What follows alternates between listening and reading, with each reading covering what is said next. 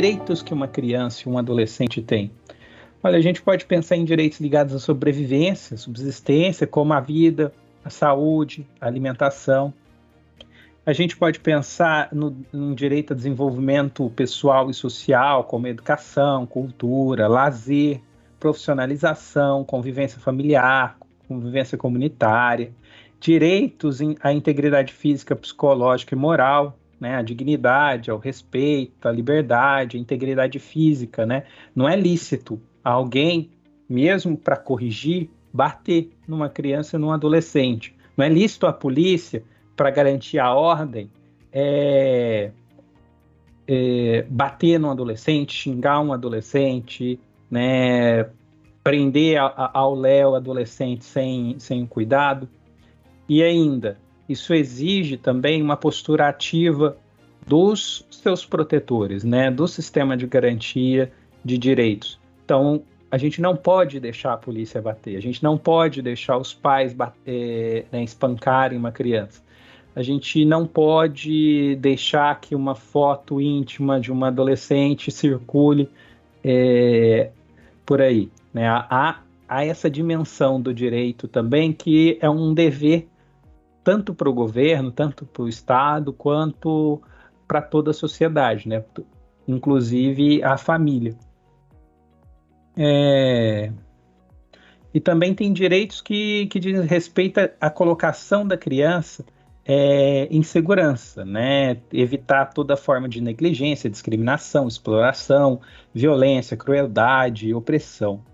Tem dois direitos que eu acho que são muito importantes para a gente pensar aqui nesse curso que a gente está desenvolvendo, que é a questão do direito à convivência familiar, né? As crianças e adolescentes, elas não têm que crescer num abrigo, num serviço de acolhimento, né? Elas têm direito de crescer com a própria família.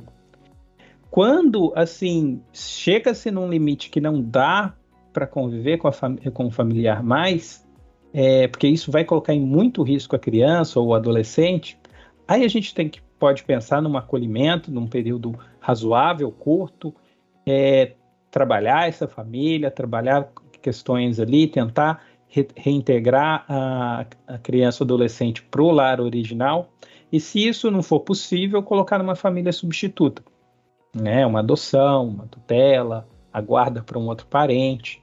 Mas é muito importante que a gente fixe a ideia de que a criança e o adolescente tem direito à convivência familiar, e especialmente convivência familiar com a sua família originária, porque aquela ali é certeza que existe, né? A gente não pode confiar sempre que vai existir um casal ou uma pessoa para adotar uma criança. Outro direito muito importante é o da liberdade, né? Que inclui inclusive a liberdade de opinião e de participação. Lembra que eu disse para vocês, a criança não é para ser colocada num potinho, né? A criança e o adolescente, eles têm direito a se manifestar, né? A pensar quais são as melhores medidas para a vida dele. E ainda ele tem direito a circular livremente pela cidade, pelo bairro, né? Pelo país. Claro que sempre com as devidas mediações, né? Você não vai permitir que uma criança de 5 anos ande sozinha, desacompanhada, né, país afora. Lembram um caso, há pouco tempo atrás, saiu nos noticiários, né, que uma criança conseguiu entrar num aeroporto, entrar num avião lá em Manaus e chegou aqui no Sudeste, acho que aqui em São Paulo mesmo. Assim, a irresponsabilidade da companhia aérea foi enorme.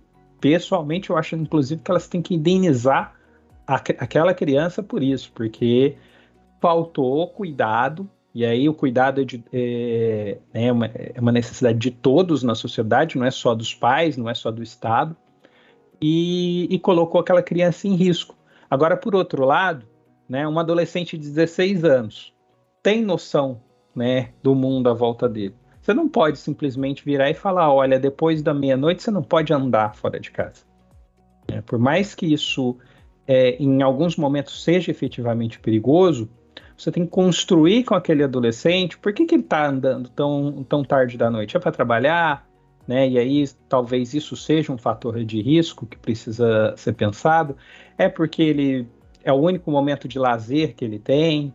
É porque ele tem algum problema com o uso abusivo de drogas. Tudo isso tem que ser trabalhado e conversado com ele, inclusive, para que uma solução adequada seja tomada.